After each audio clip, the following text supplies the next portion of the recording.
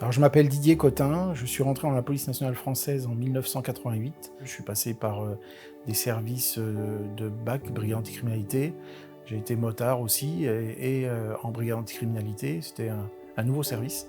J'ai fait la BAC 75N, qui est un service très connu sur Paris, ce qui est la BAC 75 de nuit. J'étais attiré par ce côté gardien de la paix, en fait. C'était vraiment trouver un métier où je pouvais apporter quelque chose dans tout ce qui était injustice autour de moi.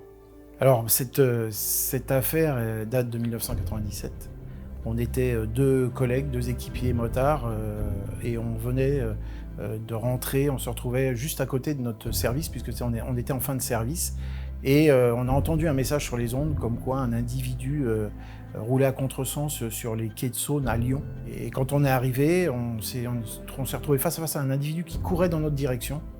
Et là, on a vu quelque chose briller dans sa main, et c'était une arme. Et l'individu a commencé à braquer une voiture, un conducteur, lui a tiré dessus, a pris la voiture et nous a foncé dessus. Et à ce moment-là, j'ai jeté ma moto au sol, j'ai tiré sur le véhicule, il s'est encastré dans un véhicule en stationnement. Mon équipier est arrivé derrière moi et s'est retrouvé face à l'individu dans sa voiture, il est monté sur le capot et là l'individu a sorti une deuxième arme et nous a tiré dessus. On a reculé pour se protéger, l'individu sort de sa voiture. Et là, je l'ai retrouvé face à moi, à 4 mètres, en me tirant dessus avec deux armes.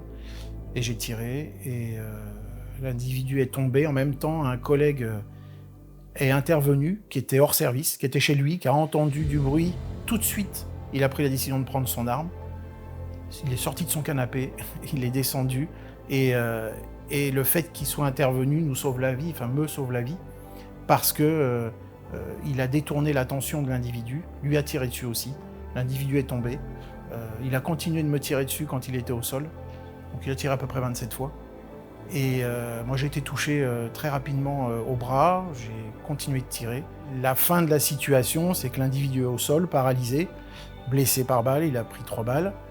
Moi je suis blessé, je perds beaucoup de sang et j'entends mon équipier m'appeler. Et à ce moment-là, je vais voir mon équipier. Lui, il n'avait pas de sang, mais malheureusement, il faisait une hémorragie interne et il est parti dans mes bras. Alors les conséquences, il y en a pas mal, mais on découvre. C'est-à-dire qu'on n'est pas préparé à ça. Et on n'était pas encore dans les reconnaissances des syndromes post-traumatiques. La mort d'un collègue, surtout d'un équipier, quand on est motard, quand on est dans des services comme ça, un équipier, c'est quelqu'un de cher. On se fait confiance mutuellement, on travaille ensemble. Voilà, c'est quelqu'un qui vous êtes très attaché à un équipier. Et quand vous partez à deux et que vous rentrez seul, c'est un échec. Ça a détruit ma vie de famille, ça a détruit mon couple. Parce que la mère de mes enfants était dans la police aussi, et elle a très mal vécu cette situation aussi. C'est un traumatisme pour elle. J'ai eu des gens qui, au plus haut de l'État, qui ont été présents et qui ont tout fait pour m'aider dans mes choix, mes premiers choix. Mais c'est compliqué parce qu'on vous demande, voilà, qu'est-ce que vous voulez faire ? Qu'est-ce que je veux faire ? Déjà, je suis là et j'ai presque pas compris pourquoi j'étais là. Ce sentiment aussi d'avoir tiré sur quelqu'un pour le tuer, c'est pas nous notre quotidien, mais c'est pas une démarche facile à accepter après en disant « j'ai été dans la peau d'un tueur ». Et est-ce que t'es le même ? Est-ce que tu vas pas avoir peur ? Est-ce que tu vas être dangereux pour tes collègues et pour le public ? Moi j'ai vécu un moment à l'hôpital où j'ai un collègue qui est venu me voir, je ne connaissais pas. Et lui avait vécu une fusillade, avait vécu cette situation. Et il m'a parlé pendant une demi-heure. Il m'a dit, tu sais, tu vas passer par des moments compliqués, par ça. Et il est parti. Je ne sais pas comment il s'appelle. Je ne l'ai jamais revu. Et lui, il m'a aidé. Je ne sais pas qui c'est. Et ce qui m'a énormément servi, c'est l'entourage. Et j'avais des enfants en bas âge et mes enfants m'ont permis d'aller de l'avant.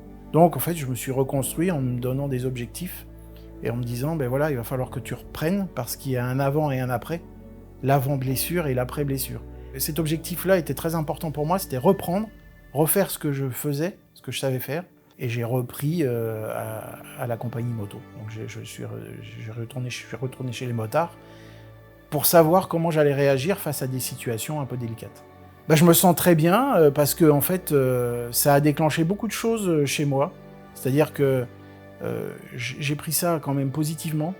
Ça a enrichi ma vie sur la relation humaine, sur l'écoute des gens, sur une philosophie de vie qui est quand même plus intéressante parce que je me prends beaucoup moins la tête qu'avant. Et puis j'arrive à aider les gens. Et j'ai eu des combats. Le gilet pare-balles a été mon premier combat, c'est-à-dire, voilà, moi j'avais un gilet pare-balles qui me sauve la vie. On n'en a pas, les policiers n'en ont pas, donc il faut faire quelque chose. Donc je me suis battu pour ça. C'est pareil, il y avait un manque d'écoute de nos collègues quand ils déclenchaient des syndromes post-traumatiques. Et c'est ce qui m'a donné l'envie de créer Police Action Solidaire en 2002. Donc le conseil, c'est vraiment d'aller voir les bonnes personnes. Nous, on est là pour ça, c'est-à-dire qu'on peut déjà partager les choses. Après, on va les diriger. Quand on est capable de se poser la question « qu'est-ce que je peux apporter ?», c'est que là, on commence à être dans la reconstruction et la guérison. Donc ça fait partie de tout mon bien-être, on va dire, aujourd'hui. Mais voilà, ça va très bien.